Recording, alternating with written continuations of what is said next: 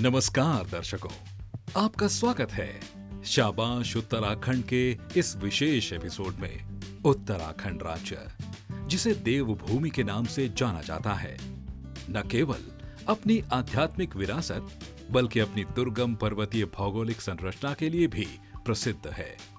यहाँ के विशाल हिमालयी क्षेत्र, घने जंगल और उफनती नदियां साहसिक पर्यटन के लिए उपयुक्त वातावरण प्रदान करते हैं।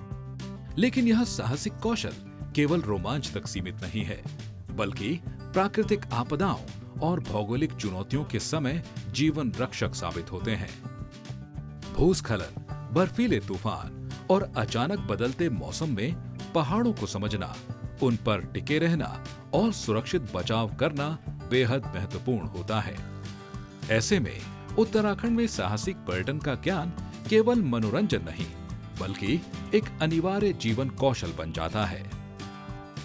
इसी सोच को धरातल पर उतारने का कार्य किया है भारतीय सेना और आईटीबीपी से रिटायर्ड सैन्य अधिकारी श्री एसपी चमोली जी ने। अपने सैन्य जीवन के अनुभवों को समाज के साथ साझा करने की इच्छा ने उन्हें हिमालयन एडवेंचर इंस्टीट्यूट की स्थापना के लिए प्रेरित किया। उनका उद्देश्य युवाओं को साहसिक गतिविधियों के माध्यम से आत्मनिर्भर और सशक्त बनाना है। राज्य के हृदय स्थल मसूरी में स्थित हिमालयन एडवेंचर इंस्टीट्यूट न केवल साहसिक गतिविधियों का केंद्र है, बल्कि युवाओं को आत्मनिर्भर और साहसी बनाने का एक महत्वपूर्ण मंच भी प्रदान करता है। मसूरी के कैंपटी फॉल क्षेत्र में स्थित यह संस्थान साहसिक खेलों के प्रशिक्षण के लिए प्रसिद्ध है।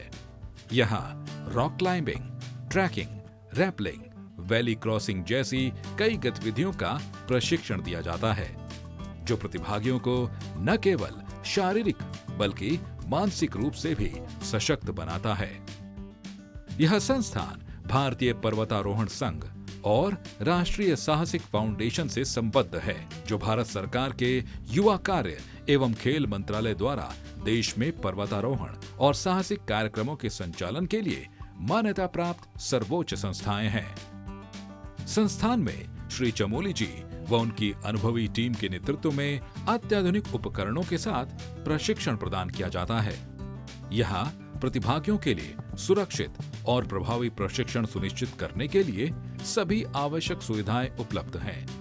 प्रशिक्षकों की टीम अनुभवी और प्रमाणित है, जो प्रत्येक प्रतिभागी को व्यक्तिगत ध्यान देती है।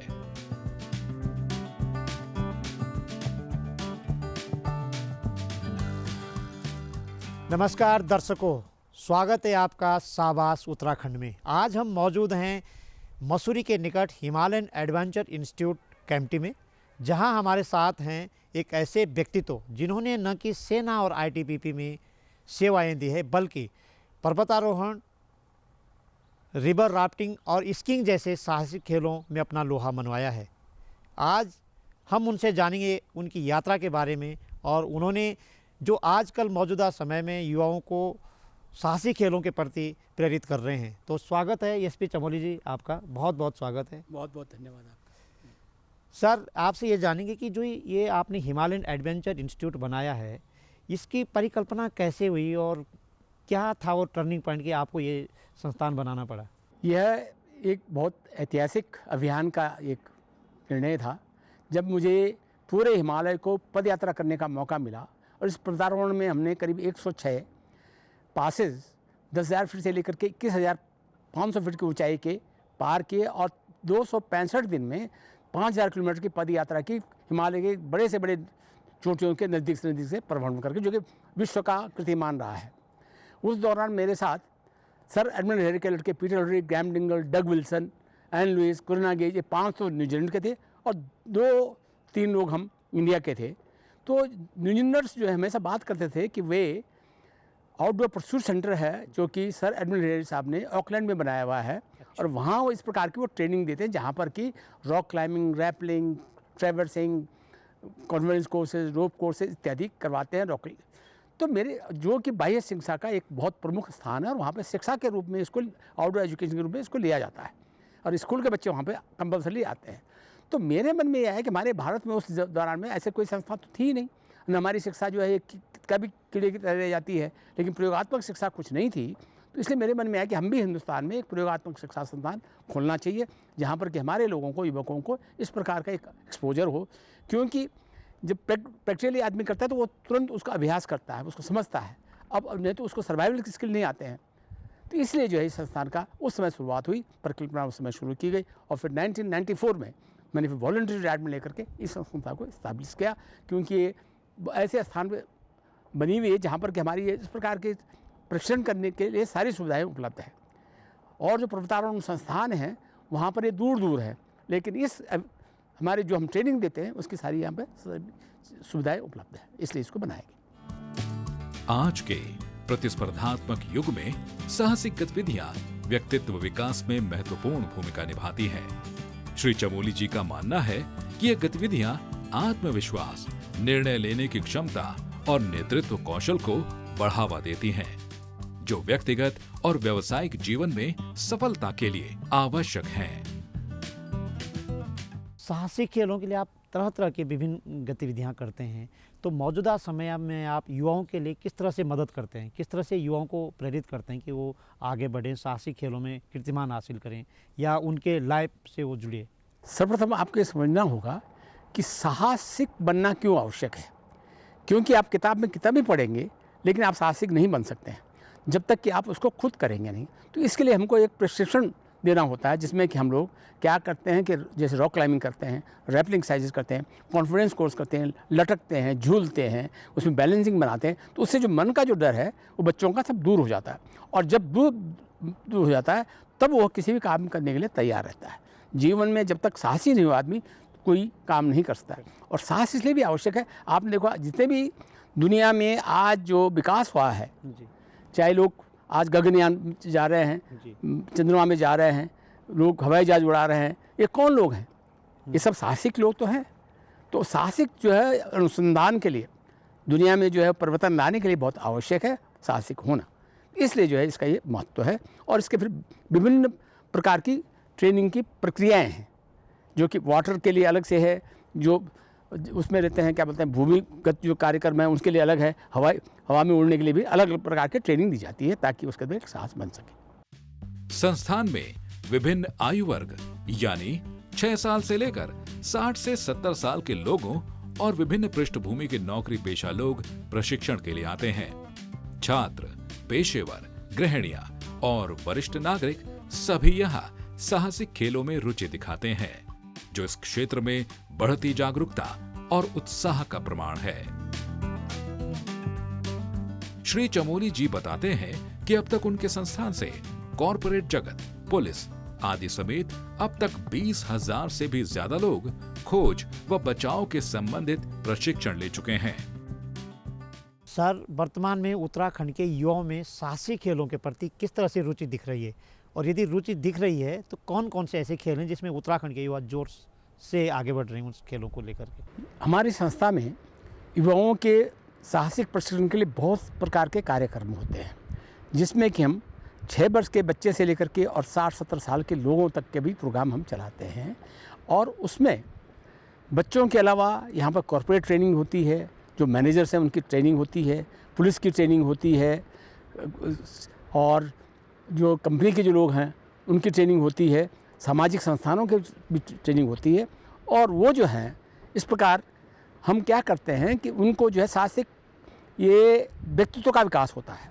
आदमी जो है किस प्रकार से अपने को एक पूर्ण रूप से स्वाभिमानी होकर के और अपने पर भरोसा करके कैसे वो आगे काम कर सकता है, ताकि उसको नए नए काम करने का कैसे उसका दृष्टिकोण बढ़ता है। तो उसके लिए हम यहाँ पर प्रशिक्षण चलाते हैं, और उसमें उनके विभिन्न जो संस्थाएं हैं वो भी यहाँ पर आते हैं। तो अभी तक हमने करीब जो स्कूल के बच्चे हैं करीब 20,000 बच्चों तक के हमने यहाँ पर कोर्सेज चलाया है, जिनके 5 दिन से लेकर के 3 दिन से लेकर 2 दिन से लेकर के ऐसे प्रोग्राम ट्रेनिंग के जो होते हैं उनका प्रशिक्षण करते हैं। उसी प्रकार से जो है ये जो खोजन बचाव का जो खास करके पर्वतीय क्षेत्रों में जो आपदाएं आती हैं उसके लिए खोजन बचाव का जो प्रशिक्षण है वो 21 दिन का होता है, क्योंकि वो बहुत स्पेशलाइज होता है।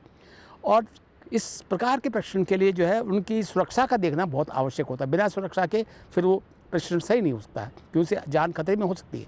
तो इसलिए हमारा जो मेन फोकस है वो सुरक्षित ढंग से किस प्रकार से लोगों को ये प्रशिक्षण दिया जाए, जिसमें हम रॉक क्लाइंबिंग करा रहे हैं, रैपलिंग करा रहे हैं, रिवर क्रॉसिंग करा रहे हैं, कॉन्फिडेंसेस कोर्सेज बने हुए हैं, रोप कोर्सेज बने हुए हैं, ट्रैकिंग करा रहे हैं, उनमें केव सर्च कराते हैं, वाटर में जो है जा करके वो काम करते हैं, वहाँ नीचे जमुना तक हम ले जाते हैं उनको। तो इसमें एक प्रोग्राम बनाया जाता है हर एक बैच के उनकी रिक्वायरमेंट के अनुसार, और फिर उस प्रकार से वो उनके टीम बिल्डिंग कैसी होती है, सब लोग इकट्ठे होकर के जो है वो कैसे उत्साहपूर्वक जो है एक साथ किसी काम को करने के लिए तैयार होते हैं। तो हम यहाँ के युवाओं का इसका दूसरा जो रूप है वो उत्तराखंड के परिप्रेक्ष्य में बहुत ही आवश्यक है, क्योंकि उससे यहाँ पर जो हमारे साहसिक पर्यटन है उसको भी उससे बढ़ावा मिलेगा। कारण ये है कि जब लोग यहाँ जानते हैं कि हमारे पास प्राकृतिक संसाधन क्या क्या है, हमारे पास कैसे कैसे रॉक्स हैं, कैसे कैसे केव्स हैं, कैसे कैसे हमारे पास जंगल है, कैसे कैसे हमारी सुदूर पूर्व जो क्षेत्र है, गांव का जो क्षेत्र है, वहाँ के जब यहाँ आते हैं तो यहाँ से सीख करके वो जो है गांव में अपने अब जो है वो घर बनाने शुरू करते हैं, जिसमें कि उसकी व्यवस्था होती है, तो वहाँ रहते हैं, और तब उससे साहसिक पर्यटन को भी इसका एक बहुत बड़ा फायदा हो रहा है। साहसिक खेलों में सुरक्षा, सही तकनीक का ज्ञान और जागरूकता अत्यंत महत्वपूर्ण है। श्री चमोली जी का कहना है कि संस्थान इस दिशा में विशेष ध्यान देती है ताकि प्रतिभागी सुरक्षित वातावरण में प्रशिक्षण प्राप्त कर सकें और संभावित चुनौतियों का सामना करने के लिए तैयार हों। सर, उत्तराखंड में साहसिक खेलों को लेकर के किस तरह की चुनौती आपके सामने आ रही है? चुनौतियाँ तो बहुत हैं, क्योंकि हमें चाहिए कि सुदूर क्षेत्र के लोग यहाँ पे आएँ, बच्चे यहाँ पे आएँ, युवा यहाँ पे आएँ, लेकिन उस प्रकार का वो समय नहीं दे पाते, नहीं समझ पाते हैं कि इसका फ़ायदा उनको क्या होगा। तो ये जो है गांव-गांव तक जब तक इसकी जो है प्रचार प्रसार न हो कि भाई ऐसे करने से वो किस प्रकार से जो प्लान है आपका वो इस काम करने से रुक जाएगा। लोग जो गांव-गांव दूर-दूर में जाएंगे, वहाँ पर बाहर से लोग आएंगे, तो उस काम करने के लिए जो है उनको प्रोत्साहन मिलेगा। तो मेरा मानना है एक तो युवाओं को बोलना चाहिए, और दूसरे सरकारी जो अफसर हैं उनको भी इसके बारे में अवेयरनेस होनी चाहिए, खास करके शिक्षा के क्षेत्र में, स्कूलों के क्षेत्र में वो लोग अपने स्कूलों के बच्चों को भेजें ताकि वो इस प्रकार का प्रशिक्षण कर सकें। नहीं तो अब तो छोटी छोटी ट्रेनिंग गांव में करवा रहे हैं बच्चे, काफ़ी कुछ हो रहा है, पर अभी इसके लिए बहुत कुछ करना बाकी है, तभी यहाँ का जो है ये साहसिक जो शिक्षा है उसका भी प्रचार होगा, और जैसे मैंने बताया कि उसका दूसरा रूप जो है वो यहाँ का जो साहसिक पर्यटन है, आर्थिक रूप से उसका भी यहाँ के जो लोग हैं प्रभावित होंगे और उससे फायदा उठाएंगे। हिमालयन एडवेंचर इंस्टीट्यूट से प्रशिक्षण प्राप्त करने के बाद कई लोग साहसिक पर्यटन के क्षेत्र में रोजगार के नए अवसर पैदा कर अपनी आय में वृद्धि कर रहे हैं। Rock climbing, sports climbing, trekking जैसे कौशल उन्हें स्वावलंबन के नए अवसर प्रदान कर रहे हैं। सर, सरकार की तरफ से साहसिक खेलों को लेकर के क्या विशेष किया जा रहा है? उत्तराखंड सरकार की तरफ से तो मैं सोचता हूँ इतना ज़्यादा प्रयास नहीं हो रहा जितना कि व्यक्तिगत लोग स्वयं कर रहे हैं। इस संस्था के खुलने के बाद, कि तो 1994 में खुल गई, जब से उत्तराखंड बनने से पहले हमने प्रयास शुरू किया, तो लोगों ने जो है यहाँ से देख करके प्रशिक्षण लिया। फिर लेने के बाद जो उन्होंने अपने ये जितने भी आप देख रहे हैं conference courses, rope courses, adventure parks, ये सब यहाँ को देख करके लोगों ने उनको बनाना शुरू किया, उसका फ़ायदा देखा। उसके अलावा ट्रैकिंग का काम शुरू किया लोगों ने, वो भी यहाँ से देख करके उनको समझ में आया कि ट्रैकिंग के लिए कितना सुंदर जगह है। उसके अलावा रॉक क्लाइंबिंग, रैपलिंग एक्सरसाइजेज, फिर वाटर बेस्ड एडवेंचर्स भी, जैसे राफ्टिंग है। राफ्टिंग जब हमने उनको दिखाया कि राफ्टिंग से जो है लोगों का, तो लोगों ने जो अपनी अपनी कंपनियाँ शुरू कर दी बनानी, और पूरे उत्तराखंड के अंदर अब युवक जो हैं, काफ़ी लोग जो यहाँ से प्रशिक्षित हो, जिनको ये आइडिया आ गया है ये साहसिक खेल है और साहसिक जो पर्यटन है वो सब हमारे ग्राउंड रूट से जुड़ा हुआ है, हमारी प्रकृति से जुड़ा हुआ है। हमारा पर्वतीय क्षेत्र इस काम के लिए बहुत ही सुंदर है। यहाँ पर प्रकार के चैलेंजेज हैं, और लोग बाहर से आते हैं इसकी सुंदरता को देखने के लिए आते हैं। यहाँ पर सुंदर सुंदर बुग्याल हैं, ऊपर सब बुग्याल जो है स्कीइंग केंद्र बन सकते हैं। स्कीइंग वहाँ सकते जाड़ों में जब बरसात होती है या बर्फ़ पड़ती है। उसी प्रकार जितनी नदियाँ हैं उनमें जो है आप रिवर क्रॉसिंग के अनेक मेथड चला सकते हैं। उसमें जो है राफ्टिंग हो सकती है, कयाकिंग हो सकती है, कनीइंग हो सकती है। उसी प्रकार से जो ट्रैकिंग करने वाले लोग हैं नए नए क्षेत्रों में जाकर के सुंदरता को दिखा सकते हैं। तो मेरे दृष्टिकोण से हर गांव जो है एक हमारा साहसिक पर्यटक स्थल बन सकता है, लेकिन उसको प्रचार प्रसार करने की आवश्यकता है। जब तक कि लोग उसको नहीं समझेंगे कि भाई यहाँ क्या लोगों को अनुभव हो सकता है, तो जो गाँव के जो युवक हैं उनको अब ये समझाना जरूरी है कि वो किस प्रकार से अपने, क्योंकि आजकल गाँव में रहकर भी आप अपनी मार्केटिंग कर सकते हैं। मार्केटिंग बहुत आवश्यक है, तो उस मार्केटिंग के लिए उनको जो है वो सुविधा होनी चाहिए। वो सुविधा क्या है कि वहाँ पर ईमेल करना या वॉइस मेल से या इंटरनेशनल कॉल करना, ताकि वो बाहर के जो लोग हैं उनसे संपर्क स्थापित कर सके और अपने क्षेत्र की जो चीज़ें हैं उनको दिखा सके और उसके संबंध में बढ़ा सके। जब चारों ओर सुरक्षित वातावरण में साहसिक गतिविधियां की जा रही हों, तो हमारी टीम भी इस अनुभव से पीछे क्यों रहती। तो हमारी टीम ने खुद स्पोर्ट्स क्लाइंबिंग को अनुभव करते हुए साहसिक खेलों के महत्व को समझा। पीछे बहुत सारी एक्टिविटी चल रही है और मैं देख रहा हूँ, तो क्या ये एक्टिविटीज़ के साथ मैं इन्वॉल्व हो सकता हूँ, मैं कर सकता हूँ क्या? बिल्कुल आप कर सकते हैं। ये एक्चुअली इस प्रकार ये जो है इसको स्पोर्ट्स क्लाइंबिंग कहते हैं जी। और इस स्पोर्ट को भी दुनिया में यहाँ दुनिया से यहाँ लाने में, भारत में लाने में मेरा भी एक योगदान रहा है, क्योंकि मैं आईएमएफ का एक सदस्य रहा हूँ और चेयरमैन रहा हूँ स्पोर्ट्स क्लाइंबिंग कंपटीशन कमेटी का 7 साल के लिए इंडिया का। और अब जो है ये ओलंपिक इवेंट भी बन गया है और 2020 में इसको ओलंपिक गेम्स में इसको शामिल किया गया। तो आप जरूर कीजिए, प्रयास कीजिए और आप भी इसमें कर सकते हैं, इसमें आगे बढ़ सकते हैं। करवाए सर। चलिए,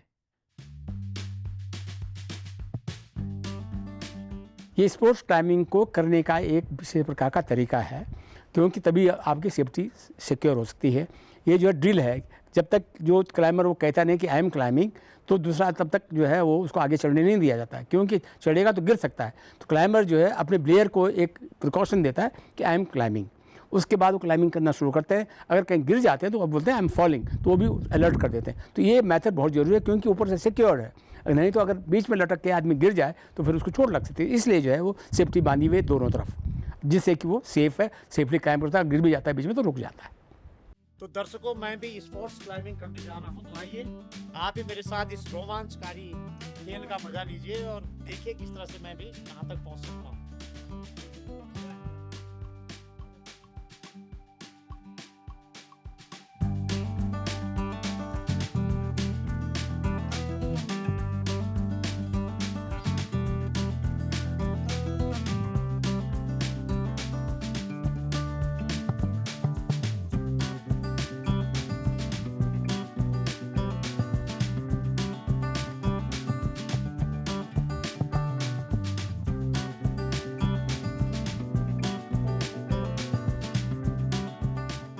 सुरक्षा साहसिक खेलों का मूलभूत तत्व है।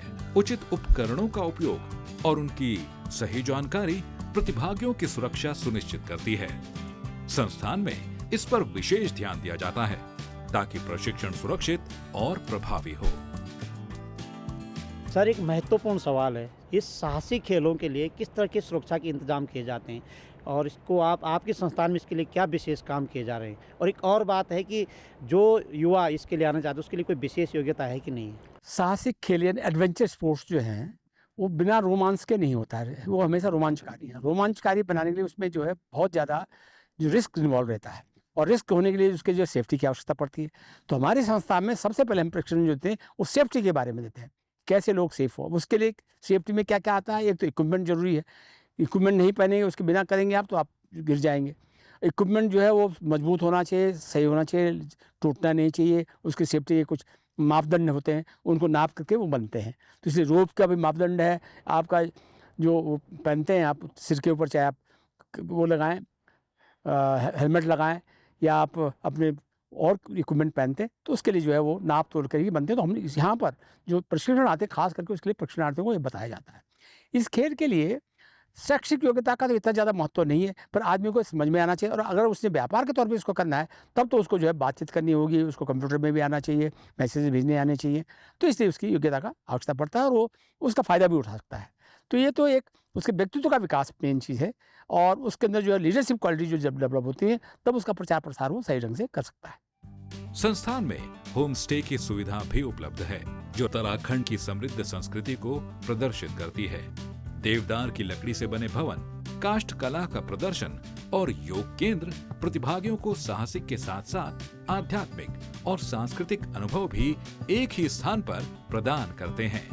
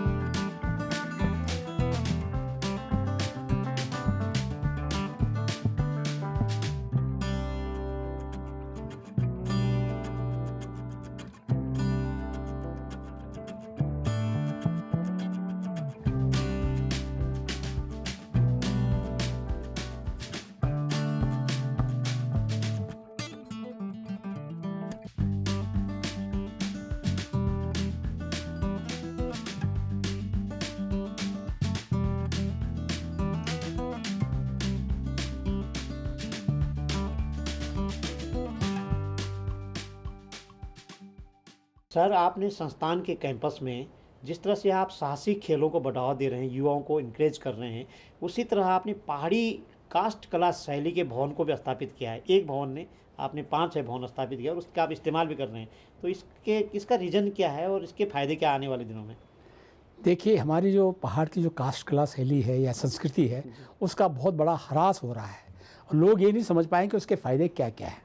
सबसे पहले हमारे पहाड़ के जितने भी मकान बने हुए थे वो स्थानीय संसाधनों से बने हुए थे। उसमें जो देवदार की लकड़ी जो कि 2-2, 300, 400 साल पुरानी होती है, वो जीवित रहती है। उसमें जो इस प्रकार के जोड़ होते हैं कि वो भूकंप अवरोधक मकान बनाते हैं। आपने देखा कि 4-4, 5-5, 6-6 मंजिले मकान है, लेकिन उस बीच बीच में ये जोड़ लगे हुए हैं, जिसकी वजह से कि भूकंप चाहे कितने भी बड़ी शक्ति का है उसमें वो टिक जाते थे। तो वो शैली लोग भूल गए हैं और अब जो आधुनिकता के दौर में भाग रहे हैं। तो ये जो मकान है, ये मैं दिखाना चाहता हूँ कि कम से कम 150-200 पुराना ये हम कुठार बोलते हैं, जिसमें कि अन्न का संरक्षण का क्षेत्र था, उसमें ये बना हुआ है और वो गांव से उठा कर यहाँ लाया गया दिखाने के लिए कि ये कितने सुंदर उसकी में कलाकृति बनी हुई है। उस पर वहाँ उस समय के जो लोहार होते थे उनकी संगल बनी हुई देखिए आप, कितने सुंदर उस ज़माने में उन्होंने सुदूर गाँव में बनाई है, जहाँ आजकल के साधन नहीं थे, पर पुराने उन्होंने अपने हस्तकला से कितना बारीक ढंग से उसको निर्माण किया, कितना सुंदर उसका निर्माण किया और क्या उसके पीछे सांस्कृतिक एवं साइंस टेक्नोलॉजी का भी जो है प्रयोग किया गया है। अब ये देख रहे होंगे आप, ये जो जितने भी बने हुए हैं इसमें कितनी बारीकी से देखें, कितना सुंदर जो है कलाकारी की गई है, उसको यूज़ किया गया है। उसी प्रकार के ताला कैसे लगाते हैं, लोकल उससे जो बनाया गया उसको, ताकि कोई चोर आता तो ये घंटी बज जाती थी, तो उनका उस प्रकार भी अलार्म सिस्टम भी था। तो उन्होंने एक होलिस्टिक अप्रोच था उनका कि कैसे हम अपने पहाड़ के गाँव को कैसे सुरक्षित रखें। लेकिन आज सब लोगों ने इसको तोड़ करके पुराना समझ कर, लोग सोचते हैं पुरानी चीज़ खराब है, हमारी संस्कृति को बचाने के बजाय वो ख़त्म होती जा रही है। और हमारे जो नए नए मकान अब सीमेंट कंक्रीट के बन रहे हैं, जो कि भूकंप अवरोधक भी शायद बहुत कम हो पाएंगे। तो हमारा तो मानना है कि लोग इसको देखें, कितना हल्का से हल्का मकान है, इसकी छत भी हल्की होती है, आगे का दरवाज़ा भी हल्का होता है और वो सुंदर भी कितने सुंदर लगते हैं। तो हमको अपने लोगों को बताने के लिए इसको ज़रूर प्रिजर्व करना चाहिए और हो सके तो हम इस प्रकार की जो कलाकारी है उसको अपने कारीगरों को, ताकि उनको रोजी रोटी भी मिलेगी और अच्छा कार्यक्रम भी हो सके। अच्छा, यहाँ आप कैसे इस्तेमाल कर रहे हैं इसको? यहाँ तो हमने इसको बहुत ही अच्छे ढंग से इस्तेमाल किया है जी। मेरा यहाँ संस्था का एक 3 प्रकार का प्रयोग है, जैसे मैंने बताया कि शारीरिक, मानसिक और आध्यात्मिक। तो ये हिस्सा मैंने आध्यात्मिक क्षेत्र के लिए रखा है, क्योंकि ये उस तरफ से अलग से जगह है, सुंदर एकांत स्थान है, सुंदर स्थान है। तो यहाँ पर अगर मेरे हिसाब से बुजुर्ग लोग अगर यहाँ आए और अंदर रहेंगे, आपने देखा होगा अंदर सारी सुविधाएं हमने दी है, उसमें जो अटैच बाथरूम भी दिए हैं, और वो आकर के योगा, मेडिटेशन, ध्यान करेंगे, अध्ययन करेंगे, अच्छे अच्छे धार्मिक किताबों को पढ़ेंगे, तो उनका मन और अच्छा लगेगा और हमको भी वो मिलेगी। क्योंकि व्यक्तित्व को आनंद लेने के लिए जो है वो आध्यात्मिक होना बहुत आवश्यक है। जब तक ये समझ नहीं होगी, खाली पैसे से नहीं आदमी को आनंद मिलता है, पैसा तो एक साधन मात्र है, लेकिन आनंद तो अंदर की अनुभूति है। और इसलिए जो है इस प्रकार के स्थानों में रहने से लोग जो है खुश भी रहेंगे, दीर्घायु रहेंगे और ईश्वर के प्रति प्रेम में उनका जागृत होगा, यह मेरा मानना है। संस्थान में दूरदर्शन के लिए विशेष रूप से डेमो भी प्रस्तुत किया गया, ताकि दर्शकों को साहसिक खेलों को न केवल देखने बल्कि उन्हें गहराई से समझने में भी आसानी हो। यहाँ प्रशिक्षकों द्वारा रैपलिंग, नदी किनारे की गतिविधियां और वैली क्रॉसिंग जैसे साहसिक खेलों का डेमो दिया गया, ताकि इन रोमांचक खेलों का वास्तविक अनुभव प्राप्त करने के साथ ही आत्मविश्वास भी बढ़ाया जा सके।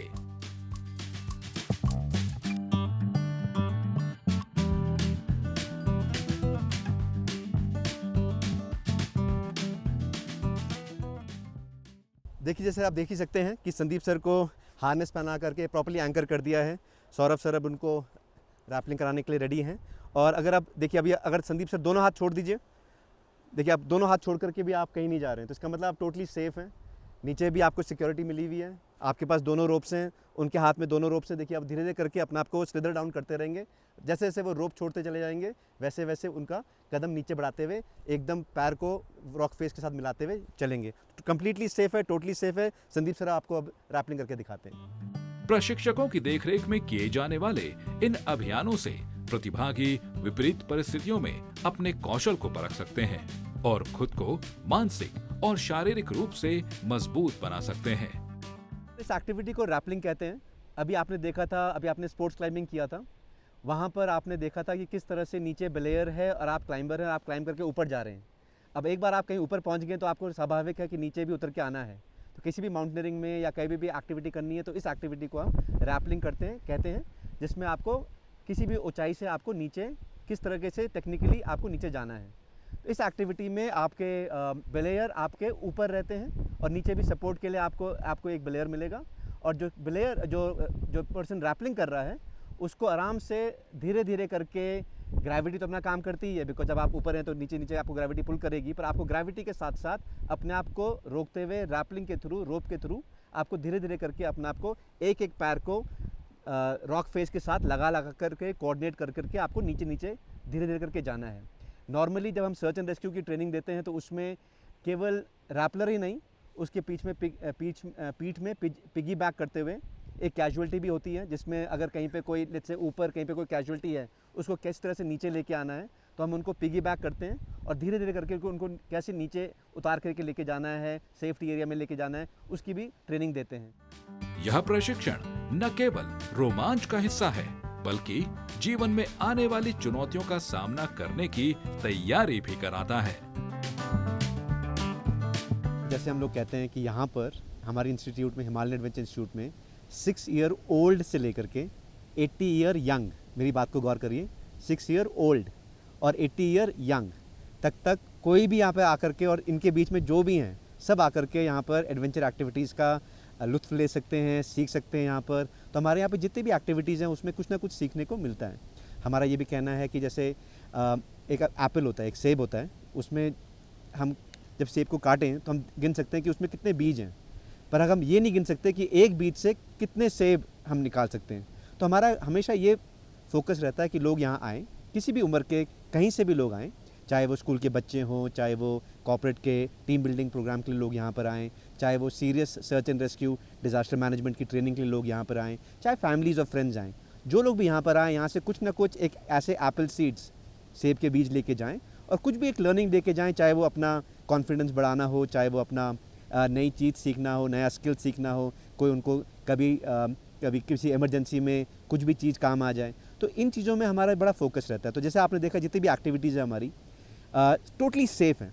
जैसे अभी आपने देखा जो हमने वैली क्रॉसिंग किया था, ये एक्टिविटी अभी, इस एक्टिविटी में जो भी कैरावनर है या पुलिस हैं, इनका करीब 25 kN से लेके 30 kN, मतलब 2500 से लेके 3000 kg तक का वेट आराम से ले लेती हैं। और आपने देखा होगा हमने वैली क्रॉसिंग में 2 स्टील केबल्स भी लगा रखी हैं। तो कहने का मतलब ये कि ये एक्टिविटीज़ टोटली सेफ़ हैं। तो कोई भी एडवेंचर एक्टिविटी होती है उसमें थोड़ा सा एक रिस्क का एलिमेंट रहता है, तो उस रिस्क को हम टोटली सेव करने के लिए हमारे ट्रेनर्स सर्टिफाइड हैं, हमारे इक्विपमेंट सारे सर्टिफाइड रहते हैं।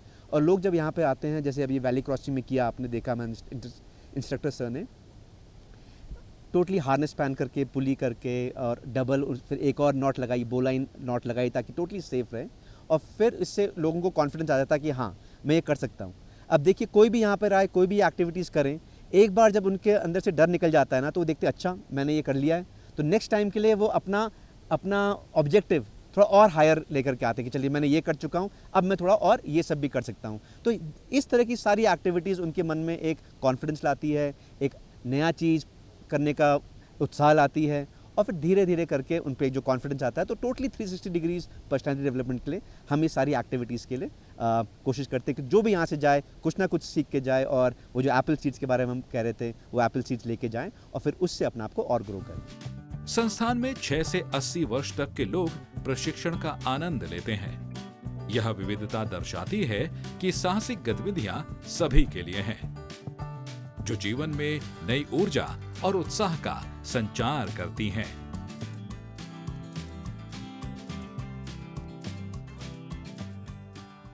सर, पर्वतारोहण के क्षेत्र में आपके कई उल्लेखनीय काम सामने आते हैं और बहुत लोग उस चीज़ को जानना भी चाहते हैं। कोई खास पल या कोई खास संस्थान जिसको आपने बहुत ज़्यादा प्रेरित किया होगा और शिक्षण प्रशिक्षण में उन्हें बहुत मदद की होगी, ऐसे कोई पल आपको याद है तो बताएं। पर्वतारोहण के क्षेत्र में मेरा प्रारंभ जो है 1965 में शुरू हुआ, जब मैं आर्मी में था, और हमने सब प्रथम जो है सोनामर्ग में बेसिक जो ट्रेनिंग होती है आर्मी की पर्वतारोहण की, माउंटेन वॉरफेयर कोर्स, वो शुरू किया। और उसी दौरान हमारे ऊपर जो है पाकिस्तान ने हमला कर दिया था, तो उसमें हम लोगों ने पार्टिसिपेट किया और वो कोर्स ख़त्म करना पड़ा। पर फिर उसके बाद 1968 में फिर दोबारा कोर्स करने के मुझे जाना पड़ा।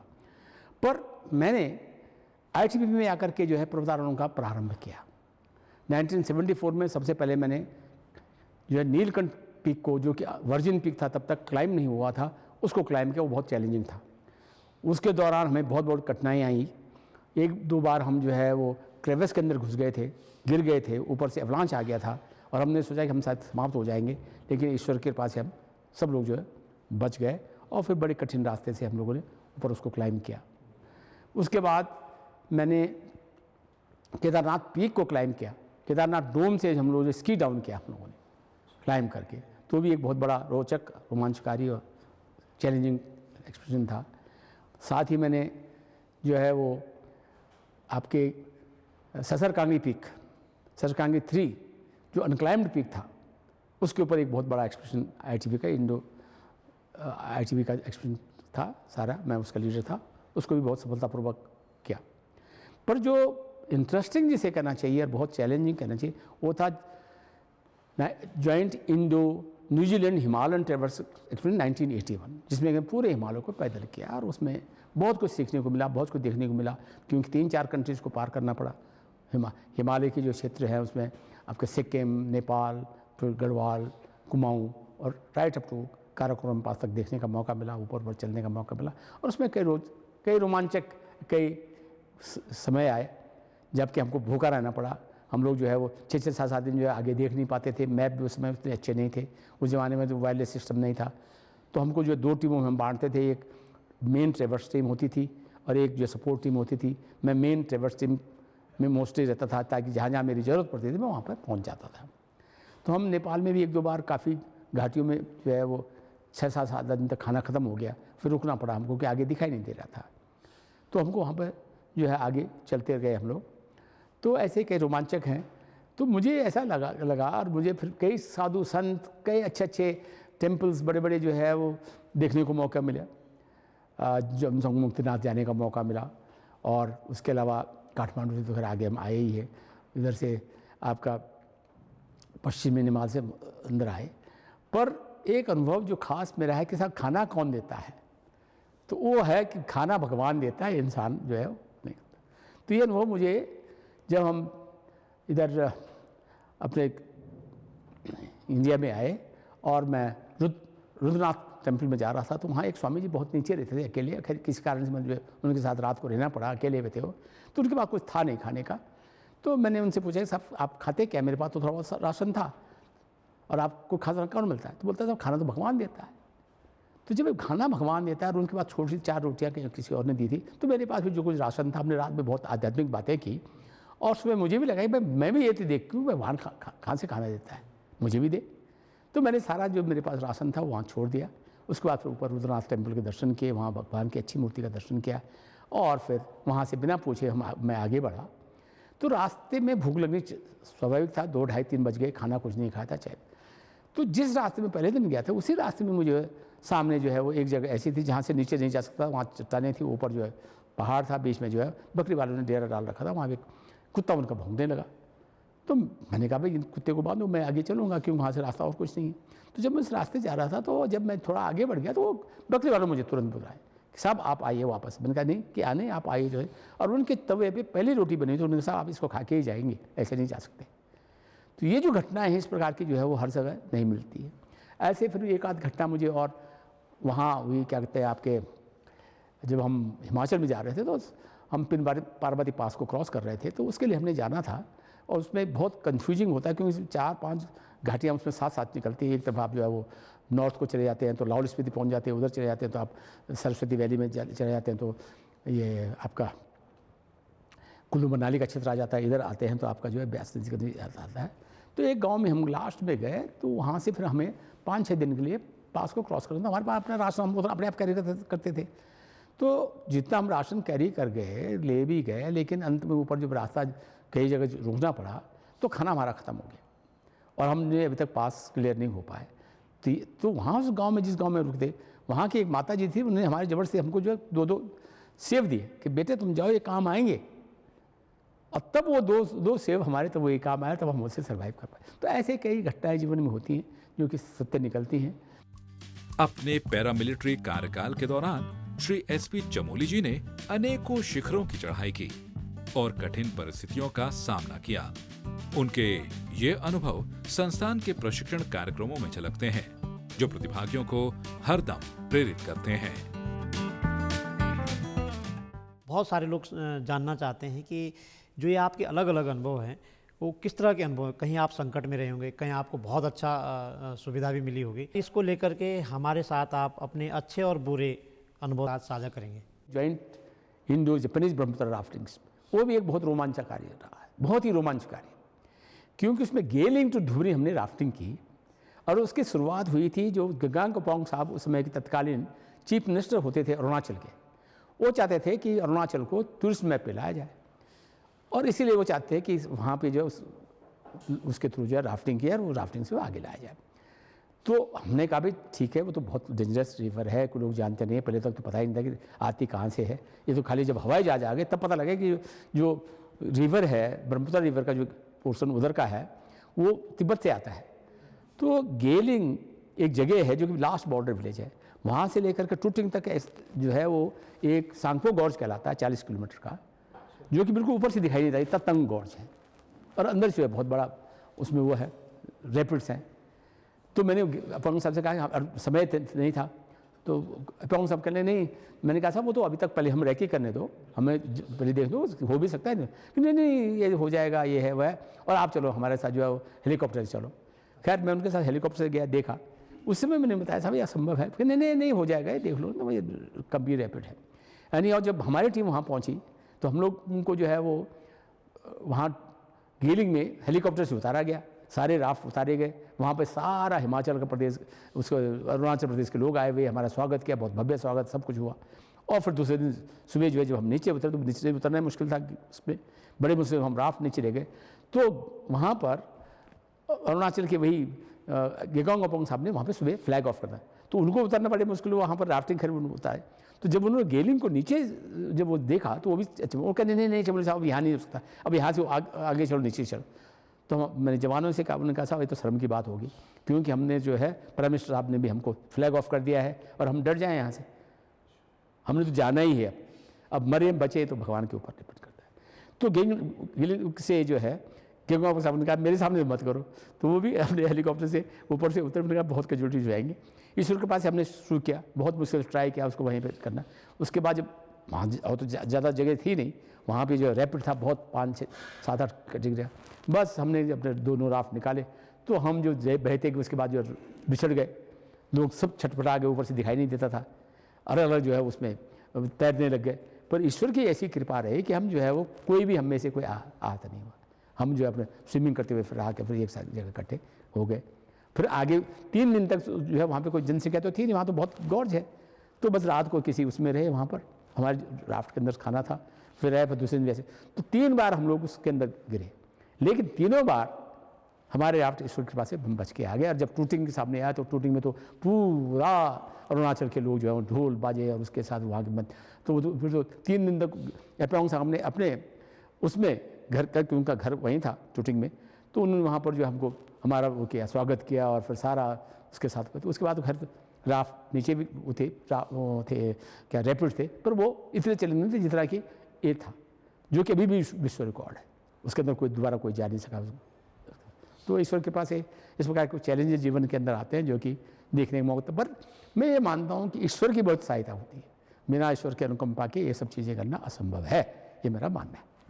अपने अनुभवों को साझा करने के लिए श्री चमोली जी ने कई पुस्तकें भी लिखी हैं, जो साहसिक गतिविधियों और नेतृत्व कौशल पर आधारित हैं। इन पुस्तकों के माध्यम से वे व्यापक रूप से सभी को साहसिक खेलों और जीवन में इसके महत्व को लेकर प्रेरित करते हैं। एडवेंचर यात्रा में आपने बहुत सारे अनुभव और बहुत सारी शिक्षा भी लिए, जैसे आप कह रहे थे, और आपने 2 महत्वपूर्ण किताब लिखी है, उन किताबों के अनुभव भी साझा कीजिए। पहली पुस्तक जो मैंने लिखी है वो था द ग्रेट हिमालयन ट्रैवर्स। इसमें बहुत ही रोमांचकारी रहा है, कई जगह हम लोग गए, कई जगह पूरे हिमालय को जब जाना पैदल करना इतना रोमांचकारी है, और हर जगह कुछ न कुछ नई घटनाएं तो होती रहती हैं और ये चैलेंजिंग भी होता है। तो पहले तो पुस्तकें थी, दूसरी जो है क्योंकि मैंने ब्रह्मपुत्र नदी को राफ्टिंग डाउन, तो उसका वो किताब लिखी मैंने, rafting down the mistake Brahmaputra. Mistake इसलिए कि 1905 तक कोई नहीं जानता था, मिस्ट्री थी कि ब्रह्मपुत्र का ओरिजिनल सोर्स कहाँ से आता है, ये पता ही नहीं था। क्योंकि जैसे जैसे ये उधर उसमें जाती है, नॉर्थ को जाती है, तो वहाँ पर फिर अरुणाचल में उसका पता नहीं लगता, और एक बहुत बड़ा गॉर्ज है जहाँ से अंदर से वो आती है, नदी आती है, और पता नहीं कि पीछे कहाँ से आती है।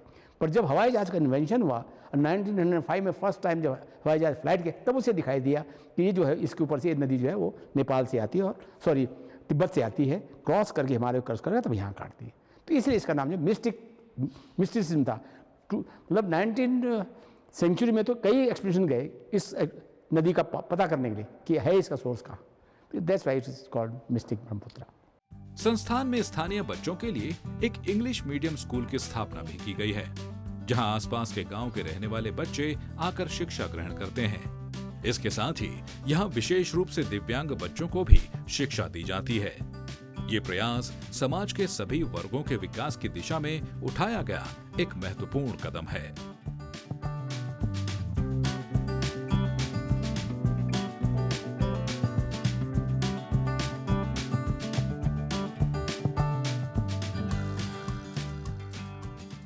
हिमालयन एडवेंचर इंस्टीट्यूट में हमारे दो प्रमुख इनिशिएटिव्स हैं। सबसे पहले ये पीछे देख रहे हैं आप, हिमालयन इंटरनेशनल स्कूल है, जो हमने हिमालयन एडवेंचर की तरफ से एक स्कूल शुरू करा है, जिसमें आसपास के सारे गांव के जो लोकल बच्चे यहाँ पे आते हैं। यहाँ पे डिमांड थी कि हायर एजुकेशन के लिए जब जाना पड़ता था तो फिर इनकी इंटरव्यूज़ वगैरह होती है, और यहाँ पे मोस्टली हिंदी मीडियम स्कूल्स हैं। तो हमने यहाँ पे सोचा कि हम एक इंग्लिश मीडियम स्कूल, डिमांड थी तो हमने इंग्लिश मीडियम स्कूल का भी यहाँ पे शुरू करा। But main besides English medium school, ये मेन इसका फोकस ये है कि हम समझते हैं यहाँ पे कि पढ़ाई चार दीवारी के अंदर नहीं हो पाती है। आई मीन जो पढ़ाई आप आउटडोर्स में सिखा सकते हैं वो बिहाइंड द फोर वॉल्स नहीं होती है। तो यहाँ स्पेशलिटी यह है कि हम बच्चों को बहुत सारे एक्टिविटीज़ वगैरह भी करवाते हैं, और साथ मिलके जब बाहर एक्टिविटीज़ करते हैं और बहुत सारे टीम बिल्डिंग एक्टिविटीज़ करते हैं, तो उनकी कॉन्फिडेंस बिल्डिंग और पर्सनालिटी डेवलपमेंट एक अलग ही निखर के आता है। तो इस स्कूल के अलावा हमारी एक और इनिशिएटिव है कि हम इंक्लूसिविटी को प्रमोट करते हैं, जहाँ पे डिसेबिलिटी या स्पेशल चिल्ड्रन को भी हम यहाँ पे आमंत्रित करते हैं और उनको एजुकेट करते हैं थ्रू दी आउटडोर्स। सबसे जो मेन, हम बहुत सारे NGOs के साथ काम करते हैं। सबसे हमें गर्व है और आनंद और बहुत अच्छा लगता है उनके साथ काम करके, जो विजुअली चैलेंज्ड बच्चे यहाँ पे आते हैं और ब्लाइंड चिल्ड्रन यहाँ पे आते हैं from कैबी, cricket association of blind in India, NAB, national association for blind in India. तो हमें जैसे पता ही है विजुअली चैलेंज्ड का एक particular sense which is the site नहीं है, बट उनके बाकी सारे सेंसेस बहुत स्ट्रॉन्ग होते हैं, और यहाँ पे आके उसका आनंद लेते हैं वो यहाँ पे आउटडोर्स में आके। हम जब बच्चे को नीचे ले जाते हैं स्ट्रीम में, नदी में, झरने में, जब वो बर्ड्स की आवाज़ सुनते हैं और झरने की पानी के ठंडा जो कूलनेस है वो महसूस करते हैं, और जो उसका बहाव है उसको फील करते हैं, और इतना आनंदित होते हैं कि हमने कभी और किसी और बच्चे को इतना खुश होते हुए नहीं देखा है। तो प्रकृति ये सब हमें फ्री में, मुफ्त में देती है, और हम इसका आनंद नहीं उठा पाते, पर जो विजुअली चैलेंज्ड इसका आनंद लेते हैं उसका एक अलग ही अनुभव है यहाँ पे। इसके अलावा हम रेडी टू रीड, RTR, आसरा ट्रस्ट और बहुत सारे NGOs के बच्चों के साथ भी काम करते हैं, जिनको यहाँ पे through outdoors we teach team building, confidence building, personality development, ये सारे प्रोग्राम्स यहाँ पे होती है, आउटडोर प्रोग्राम्स। मोस्ट इम्पॉर्टेंट तो मैं कहना चाहूँगी कि जो सरकार ये योजना चला रही है, बेटी पढ़ाओ बेटी बचाओ, बहुत ही अच्छा प्रोग्राम है, बहुत ही अच्छा, सब 2015 से चल रहा है। हम एट हिमालयन एडवेंचर इंस्टीट्यूट ये बोलना चाहेंगे कि असली बेटी पढ़ाना और बचाओ तभी हो पाएगा जब विद इन द क्लासरूम बहुत अच्छी बातें पढ़ा रहे हैं, बट जब आप इन बच्चियों को क्लासरूम के बाहर, नेचर में, आउटडोर में, प्रकृति में लाएंगे, और सेल्फ डिफेंस प्रोग्राम्स और कॉन्फिडेंस बिल्डिंग और पर्सनालिटी डेवलपमेंट प्रोग्राम्स करेंगे और उनको हॉलिस्टिकली डेवलप करेंगे, तभी इस प्रोग्राम का और भी बहुत अच्छा आई थिंक रिज़ल्ट आएगा, और बहुत ज़रूरी है ये प्रोग्राम करना। हम हिमालयन एडवेंचर इंस्टीट्यूट की तरफ से हम बोलना चाहेंगे, हम निमंत्रण करना चाहेंगे सारे गवर्नमेंट इंस्टीट्यूशंस, एनजीओज़ वगैरह कि आप आइए, बच्चों को यहाँ पे लेके आइए। एट हिमालयन एडवेंचर इंस्टीट्यूट हमें बहुत खुशी होगी कि हम बच्चों को इस तरह की ट्रेनिंग कर सके, दे सके, सेल्फ डिफेंस और आउटडोर एजुकेशन का। और ये हमारा प्रॉमिस है कि we will certainly make a difference in their lives and provide them total holistic development. ITBP से वीआरएस लेना इतना आसान नहीं था, लेकिन समाज और पहाड़ के लिए कुछ करने की अलख ने श्री चमोली जी को असीम हिम्मत दी। देश की रक्षा में वर्षों बिताने के बाद जब उन्होंने वीआरएस लिया तो एक नई जिम्मेदारी का एहसास हुआ, अपने पहाड़ के युवाओं को आत्मनिर्भर और साहसी बनाने का। यह सिर्फ एक पेशेवर बदलाव नहीं था, बल्कि एक गहरी प्रतिबद्धता थी, जिसे पूरा करने के लिए अडिग संकल्प की जरूरत थी। संस्थान की स्थापना में श्री एसपी चमोली जी के परिवार का महत्वपूर्ण सहयोग रहा है। उनके इस निर्णय में उनकी पत्नी का विशेष योगदान रहा, जिन्होंने हर मुश्किल घड़ी में उनका साथ दिया। पहाड़ की विषम परिस्थितियों और सामाजिक चुनौतियों के बावजूद श्री चमोली जी ने कभी हार नहीं मानी और अपने सपनों को साकार करने की राह पर वह आगे बढ़ते रहे। यह संस्थान सिर्फ एक प्रशिक्षण केंद्र नहीं, बल्कि उनके अथक परिश्रम, समर्पण और सेवा भावना का सजीव उदाहरण है। सर, आप सेना में और आईटीबीपी में बहुत ऊंचे पद पे थे और आपने रिटायरमेंट नहीं लिया, एक्चुअली आपने वॉलेंट्री रिटायरमेंट लिया। तो इसके लिए परिवार के साथ किस तरह के संबंध रहे? आमतौर पे तो परिवार नहीं चाहता कि हमारा जो व्यक्ति है वो रिटायरमेंट आ जाए। देखिए, जितने मेरे जो एडवेंचर के रहे हैं, अटेम्प्ट रहे हैं, वो बिना परिवार के सहयोग के कभी संपन्न हो ही नहीं सकते हैं। जब मैं ग्रेट हिमालयन ट्रेवर्स के लिए गया तो मेरे बच्चे उसमें क्या कहते हैं कुल्लू में थे और मेरे साथ आकर के दिल्ली में आया, तब वहाँ से उनको मसूरी में शिफ्ट किया। मैंने अपनी वाइफ से शायद पूछा तो उन्होंने सबसे पहले कहा कि अगर आपको लगता है कि इसमें आपने कुछ कर सकते हैं तो मेरा सहयोग आपके पूरा है। तो ये सहयोग तो शुरू से ही होता है, अदरवाइज तो हस्बैंड कर ही नहीं सकते इस प्रकार के काम को, जिस प्रकार के चैलेंजिंग काम मैंने किए हैं। और जब संस्था की स्थापना करने की बात हुई तो जब मैंने वॉलंटियर रिटायरमेंट लिया तो हमारे पास तो संसाधन ही कुछ नहीं थे, हम मसूरी में रहते थे। लेकिन मैंने वाइफ से पूछा कि हम शुरू करें, उन्होंने कहा अगर आप चाहते हैं आप शुरू करते हैं, मेरा जितना सहयोग होगा। तो पूरा जो ये संस्था का जो कार्यक्रम है, मैं तो एक प्लानिंग कर सकता हूँ, पर उसमें जो आगे उसको बढ़ाना है वो तो उन्हीं का सहयोग ज़्यादा है, नहीं तो संभव हो ही नहीं पाता। आईटीबीपी से वीआरएस लेने का निर्णय और संस्थान की स्थापना में श्री चमोली जी के परिवार का महत्वपूर्ण सहयोग रहा है। उनकी पत्नी ने इस यात्रा में अनेक संघर्षों का सामना किया और निरंतर समर्थन प्रदान किया।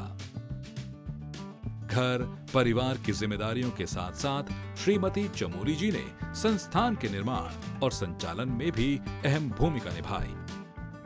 मैम, जब सर ने रिटायरमेंट लिया और आप लोगों ने निर्णय लिया कि हम एक ऐसा इंस्टीट्यूट चलाएंगे, तो आपको किस तरह की दिक्कतें आई, किस तरह की चुनौती आपके सामने आई? और फिर आपने जो सपोर्ट किया सर को कि मैं इस तरह का सहयोग करना चाहती हूँ, वो क्या क्या सहयोग था?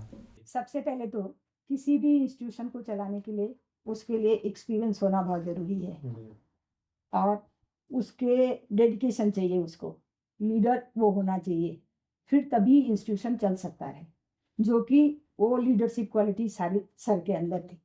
तो सर ने वॉलंटरी रिटायरमेंट लिया इसीलिए कि जो हमने सीखा है, जो हमने सिखाया है, जो हमको आता है, जो हम की ट्रेनिंग दे सकते हैं, वो हम अपने लोकल लोगों को दें, अपनी नई युवा पीढ़ी को दें, जो उसका लाभ वो उठा सकें।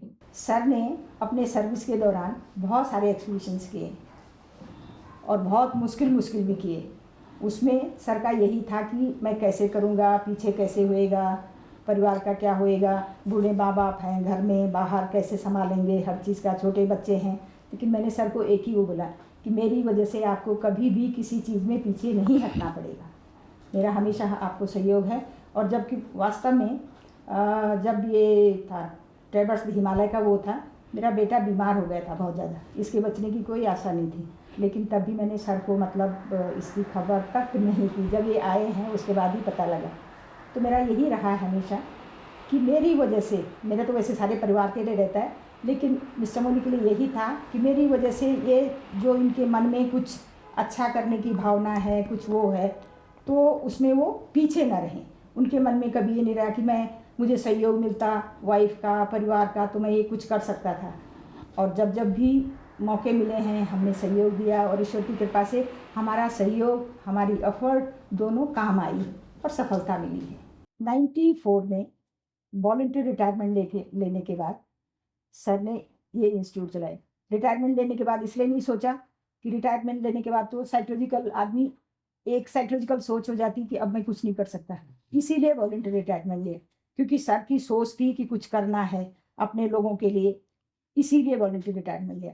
और वॉलंटियर रिटायरमेंट लेने के बाद 94 में हमने एक टेंट के नीचे से शुरुआत की है यहाँ की ट्रेनिंग की, और उसमें दूर स्कूल ये वो ईश्वर के पास ऐसे बढ़ता गया और वो डेडिकेशन, वो लगन, वो सर का एक्सपीरियंस, वो काम आता गया और फिर आज इंस्टीट्यूट आप देख रहे हैं जिस हालत में है। पर किसी भी इंस्टीट्यूट को चलाने के लिए हमेशा 4 चीज़ों की ज़रूरत होती है। लॉजिस्टिक सबसे पहले, एडमिनिस्ट्रेशन, डिसिप्लिन और ट्रेनिंग।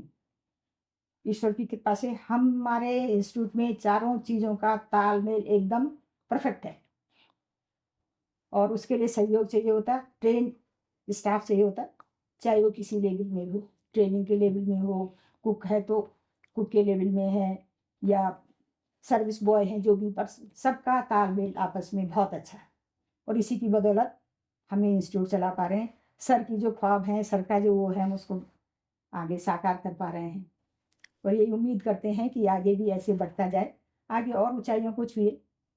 अभी तक तो हम सोच रहे थे कि अपने पास पड़ोस के लोग, फिर देश के लोग, उत्तराखंड के लोग, देश के, फिर बाहर के, फिर इंटरनेशनल, और अब हम ही नहीं हैं, अब हमारे बच्चे भी इसमें जुड़ गए हैं इस काम में। तो आशा करती हूँ कि हमारा इंस्टीट्यूट आगे बहुत अच्छे उस पर पहुँचेगा और लोगों को उसके फ़ायदा होगा, हमारी आने वाली पीढ़ी को, बच्चों को। एक्चुअली क्या है, मैं एक एजुकेशन उससे हूँ, फैमिली से हूँ, तो उसमें लिखने का थोड़ा सी मेरा भी अच्छा वो रहा है, तो इसीलिए मतलब हिंदी की बुक्स का मतलब मैंने पूरा उसमें सहयोग किया। जो बुक्स निकली हैं, चाहे वो ट्रेवर्स की है, चाहे वो आपकी कुंभ की है, चाहे वो जो भी है, सहयोग एक तरफा नहीं होता है, सहयोग दोनों तरफ से होता है। तो सर ने जब उसमें आगे वो बढ़ाया तो मैंने बोला हाँ करो, तो अपने आप ही फिर आगे बढ़ती है चीज़ें। तो सहयोग और तालमेल, चाहे वो इंस्टीट्यूशन है, चाहे वो घर है, हर जगह मतलब वो कामयाब होती है। संस्थान का लक्ष्य केवल साहसिक खेलों का प्रशिक्षण देना ही नहीं, बल्कि शारीरिक, मानसिक और आध्यात्मिक विकास को प्रोत्साहित करना है। रिटायर्ड अधिकारी एसपी चमोली जी का सपना है कि इस संस्थान के माध्यम से अधिक युवा आत्मनिर्भर बने, चुनौतियों का सामना करने का हौसला रखें और अपने जीवन में साहस व अनुशासन को अपनाएं। उनका मानना है कि साहसिक खेल न केवल शरीर को मजबूत बनाते हैं, बल्कि मन और आत्मा को भी सशक्त करते हैं। सर, भविष्य में हिमालयन एडवेंचर इंस्टीट्यूट के क्या लक्ष्य होंगे? यह जो संस्था है, इसको मैंने एक होलिस्टिक अप्रोच से बनाने की मैं कोशिश कर रहा हूँ, जिससे कि युवकों का विकास जो संतुलित हो सके। उसके लिए शारीरिक, मानसिक और आध्यात्मिक तीनों चीज़ों का विकास होना आवश्यक है। तो शारीरिक ढंग से तो हमारे जितने एडवेंचर स्पोर्ट्स की जो एक्टिविटीज़ हैं वो सब हम कराते हैं और उसमें विभिन्न प्रकार के आपने देख ही लिए हैं कि कितने अच्छे ढंग से हम इनको कराते हैं। और मानसिक जो है, क्योंकि जैसे मैंने बताया कि लीडरशिप क्वालिटीज़ कैसे डेवलप होंगी, तो इसमें हम जब ट्रेनिंग देते हैं तो कम से कम 40 से 45 टाइप की क्वालिटी लीडरशिप की जो है इस प्रकार के एक्टिविटी से करने से होती है। तो हमारा जो फोकस हमेशा इस तरफ रहेगा ताकि मानसिक डेवलपमेंट भी सब बच्चों का हो, और मानसिक डेवलपमेंट की वो एक्टिविटी जब करेंगे, जब वो साथ साथ मिलकर करते हैं, तो टीम बिल्डिंग के साथ साथ उनका जो मानसिक विकास भी होता है, तो एक उनका प्रगति होती है।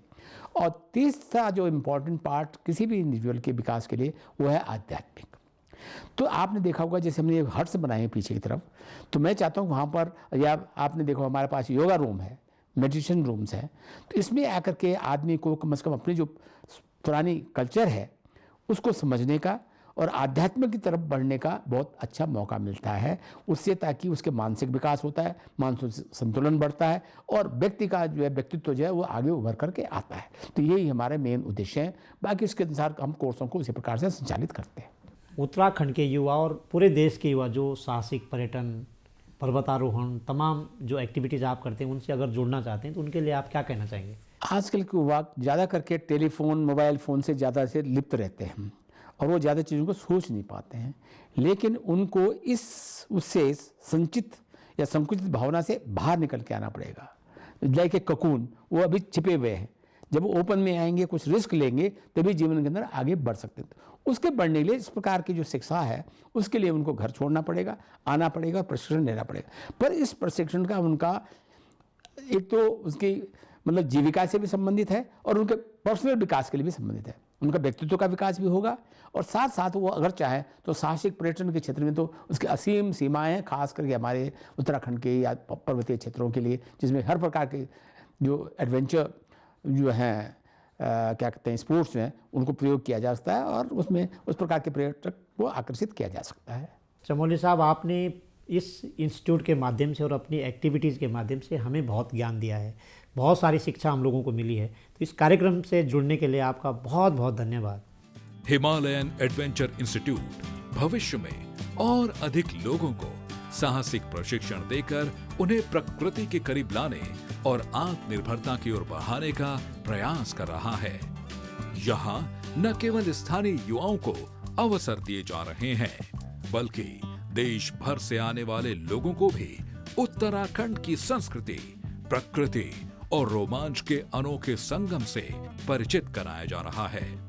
श्री एसपी चमोली जी और उनकी टीम का यह समर्पण भविष्य में न जाने कितने जीवन बदलने वाला है, जो इस प्रशिक्षण से न केवल रोजगार पाएंगे बल्कि एक मजबूत और साहसिक व्यक्तित्व के रूप में समाज को प्रेरित भी करेंगे। शाबाश उत्तराखंड कार्यक्रम के तहत आज हम मिले हैं हिमालयन एडवेंचर इंस्टीट्यूट के डायरेक्टर और पूर्व डीआईजी एसपी चमोली साहब से। आज हमने उनसे जाना साहसिक पर्यटन, साहसिक खेल और पर्वतारोहण जैसे कार्यक्रमों के बारे में। आशा करते हैं कि आपको यह कार्यक्रम बहुत पसंद आया होगा। अगली कड़ी में ऐसी किसी और शख्सियत से आपको रूबरू करवाएंगे। तब तक के लिए अनुमति दीजिए। नमस्कार।